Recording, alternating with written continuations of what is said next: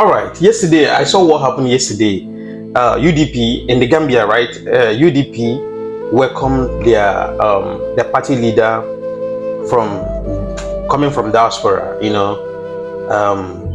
I saw what happened, the noise, the crowd that welcomed him from airport and all that. I was just laughing.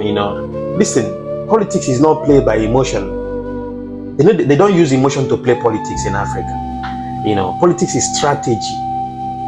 To be honestly speaking, the problem of UDP is that they are too emotional, and they are attaching emotion, to the politics. And this is one of the reasons why Barrow is taking advantage of their behaviors. And I can tell you for free. I don't know, but I will tell you the gospel truth from my own analysis and my own observation. No matter the noise, no matter whatever you guys do, Dabo can never take power from Barrow. It's not possible. If anybody is ready, you can come out, let's bet. I'm ready to even stake 50,000. Barrow can never, Dabo can never take power from Barrow. It's not possible. Dabo cannot win Barrow in everything. In everything. UDP is the biggest opposition party. What I was expecting is not this noise, it's not this shouting, it's not this complaint, it's not this fight, it's not this playing emotional games and all that. What I was expecting is Dabo looking, sorting out for other opposition parties, bringing them in, form a coalition, and that is the only way to take power from Barrow. Forming a coalition is the only way to take power from Barrow. If UDP says single-handedly they can take power from NPP, that is a total fallacy. That is a total lie. It can never happen. Even in 30 years to come, UDP will keep contesting and they can never take power from NPP. Do you know why I say that? Barrow understands this game. Barrow doesn't know this game before, but I think he have met with people that knows politics very well, and some other people that he put in his cabinet understand politics very, very well. So they are directing him, they are telling him things to do. Because normally Barrow was not even a politician in the first place. So he jumped into politics by accident. And now you've understand the game. You've understood that politics is not played by emotion or trying to, by pity. Politics is about strategy. It's not about noise. And it's already late. Forming a coalition, election is next year. I think next year, December. Forming a coalition now is already late. Is already late. This thing would have happened maybe a year before now, at least 2 years before the election. So what time do they even have to gather themselves together and bring out a candidate? So there's no time anymore. So it's likely that Barrow will still come back to power again. And I can tell you for free, if Barrow come back to power again in 2026, 2027, to be honestly speaking, this country, people will cry. I'm telling you the gospel truth. People will cry. We've already seen what is playing out right now. After spending almost 10 years in power. Almost 10 years or 8 years thereabout. Next year now is going to make Barrow. I think she'll be making him 10 years, yes. Because he won the election 2016. It's 10 years.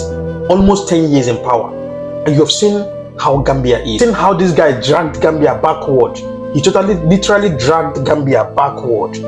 I'm telling you the gospel. He dragged Gambia backward. Just within the space of 5 years when Jammeh left, he messed up the whole country. Sometimes in Africa, when you come out to speak the truth, they will come for you and they will start saying a lot of things. His supporters will start saying a lot of things. Barrow dragged Gambia backward instead of moving Gambia forward.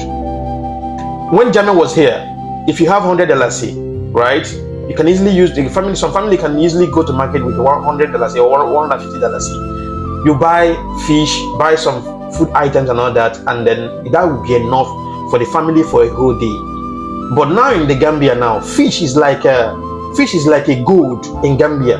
If you see small fish they will be selling to you 500. You'll be wondering, are you still in Gambia? Those are the kind of fish they sell. As of then, they sell those kind of fish like $50 or $30. Now those fish now 500, 400. That is the kind of country, that is the kind of leadership Gambia, Barrow have, brought to this country. Literally, Barrow have already brought pain, agony, sufferness to the people of Gambia and to the people living in the Gambia, to be honestly speaking. Nobody can deny that fact. Jammeh was one of the best presidents Gambia have ever produced. There's no matter how you try to twist it to say Barrow can never done quarter of what Jammeh did in this country. And besides the corruption that they are even accusing Jammeh of, Barrow is even doing worse than that. Because now I want to ask now, which luxury house in Gambia will you point at and say this is Jammeh's house? Which luxury house? But Barrow came to power in 2016. He was sworn in 2017 in Senegal. He was sworn in 2017. 2018, 2019, Barrow already built a mansion in the village. A mansion, a luxury house in the village. Now, can you point one house in the Gambia that you would say this is Jammeh's house? One luxury house in the Gambia where you will point finger and say this is Jammeh's house. Jammeh was a leader that wanted the best for his people. Jammeh was a leader that wanted the best for this country. Jammeh was a leader that wanted the security of his people. That is why there is always one word that comes out of Jammeh's mouth. He say, he always say, I want peace and stability in my country. Peace and stability. During Jammeh time, will you ever hear they kill somebody here, they stab somebody here to death, they kill one lady there, they kill one guy there? But Barrow time is every day different news of killing.